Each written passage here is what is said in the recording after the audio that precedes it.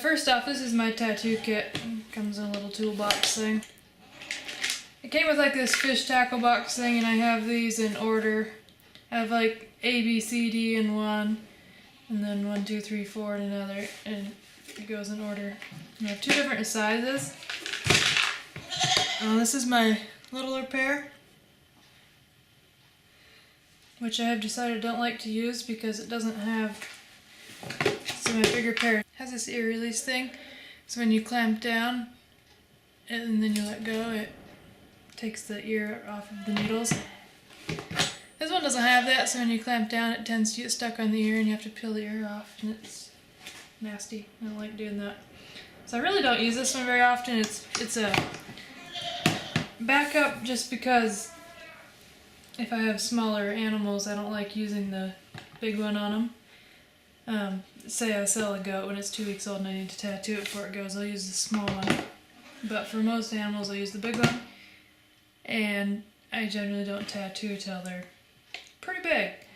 The ones I have in there that I'm going to do today, 2 of them are 6 months old and the other one's 9. So I like to wait till they're pretty big. So they come with 2 different sizes. Like I said, I use the big one more often, but there are these small ones too, and I'll grab a big one and a little one to compare.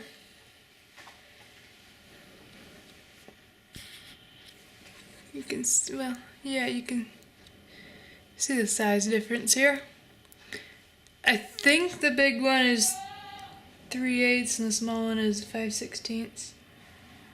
I think that's the sizes they go in. And I traced the back of these. I didn't do these ones because they're in metal. But these ones were just little holes that showed what the letter was, and those were hard for me to see, so I traced the back of them. They also come with numbers, the whole alphabet and the numbers. And you can tell if this is a 9 or a 6 by where the tab is on the bottom. This is 6. Another thing I use, which I should have put on already, is gloves. Right here. Because I don't like turning green. It actually comes off pretty good though. If you scrub under the faucet for a little while, it comes off pretty good. But I still don't like doing it. So I've got a couple of different kinds of ink here that comes with your kit. I've got black, which is more of a pasty ink, I believe. I actually have never used it. Then I have roll-on green. I'm not sure what the point of roll-on is versus other stuff. I've used it a time or 2, but I mainly just use the squeeze on tube because it's easier. 2 tubes of that. And then I have a toothbrush that I use for rubbing the ink into areas. They also have white ink for sure, and maybe other types of ink, but green is a really versatile ink. It's the one I recommend. Black, obviously, you can't use that in a black skinned goat. It's not going to show up very well.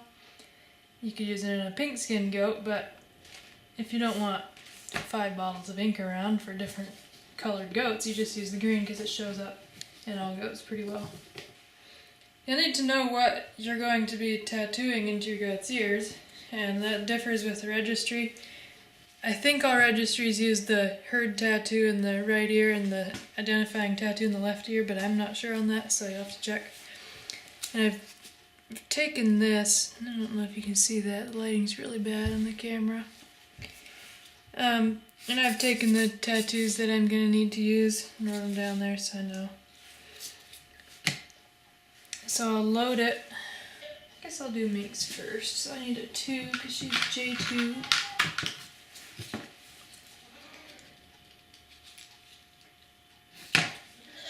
Right there. So you just set them in there and get them straight. And flip that thing down and tighten the screw. Hold them in place. Now I highly recommend getting a little piece of scrap paper and testing it before you tattoo your goat. Because sometimes you get the letters in upside down or in the wrong order. Instead of J2, you have 2J. I don't know registries like that very well, so just make sure you keep in mind on that. Another thing to keep in mind is using these on different goats. This is a good way to spread diseases like CAE. So, be careful if you're using this on multiple goats. And you can rinse these digits in alcohol or different things like that to get them clean. Okay, so first of all, I have some hand sanitizer. I'm gonna clean her ears.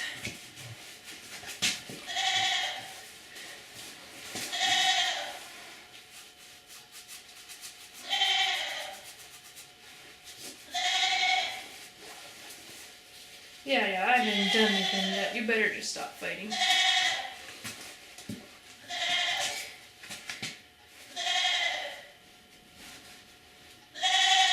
Okay, so what I was told to do, and what I did up until this year, is put ink into the doe's ear and then clamp the pliers onto it and then rub it in.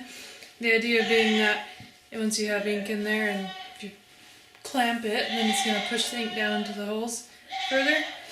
I don't know if that's true or not, although it makes sense, but you get a terrible mess if you do that. Like, that's how these end up like this. And earlier this spring when we bought a buck, he had to tattoo it before it left, and his tattoo pliers were clean. And he just clamped, and then he put the ink in the ear and rubbed it in. So that's what I'm going to do right now. This goat is the first time I've done it. But definitely upstairs a lot cleaner. So, do not go from the top. Your tattoo will be upside down. You go from the bottom. So this needs to go into her left ear. Her left, so you're straddling her left. Not when you're facing her head on, because that would end up being her right. So what you're going to do, I don't know if I can show you this or not. You see the two veins, one up top, one on bottom. You want to get right in the middle of those and clamp right here in this middle. If you hit those veins, she's going to bleed anyway, but if you hit those veins, she's going to bleed a lot more. So just push your head to the side.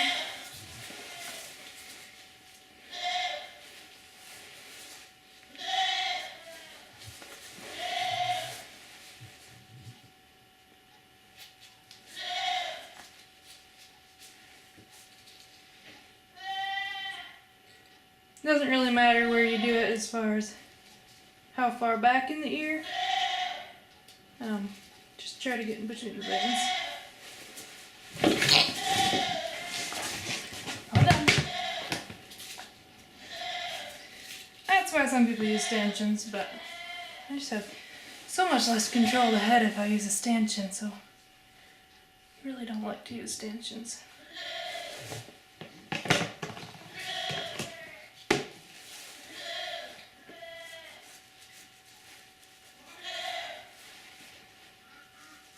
As far as how hard to squeeze, I really don't have an answer. You don't want to squeeze extremely hard and hurt her really bad, but you do need to get hard enough to put a hole in there.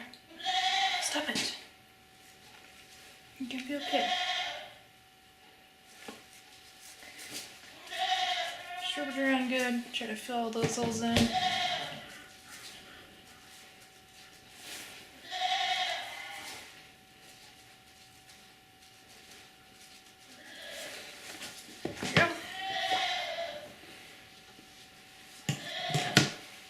Now for the herd tattoo, it's KR3, so.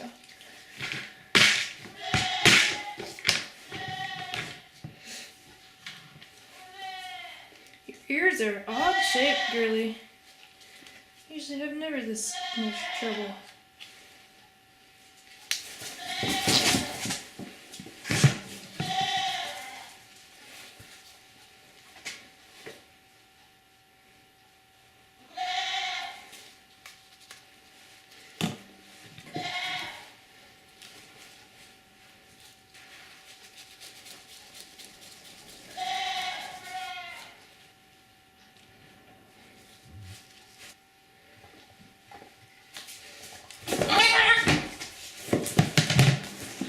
You don't have to hold the pliers at all, just clamp and let go. Sorry, girl. As you can see, they're all acting normal. Maybe not. You're still a little bit nervous what just happened to you, huh? Their ears would be a little bit sore for a couple days, so they don't want you touching them, but otherwise there's nothing you need to do. Just don't touch them, don't mess with them. You mess up the tattoo. There's nothing you need to do. And then after, all this extra ink in their ears will wear off in a couple weeks, and then you won't see anything unless you pull up, unless you kind of flatten their ear and look for the tattoo in there.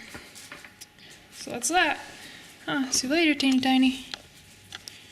Minxie and Hassie. You've got ink on your nose. How'd you do that?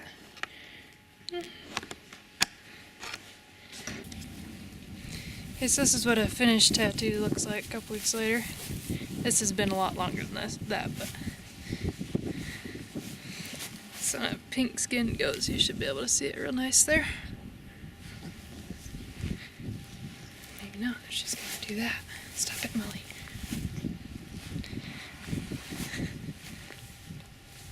See it right in there?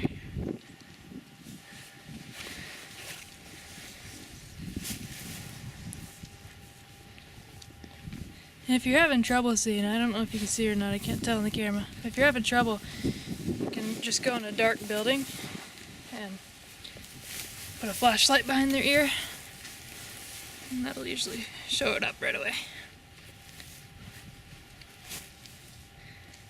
You see it right here? I can see it, but I don't know if you can see it on the camera or not.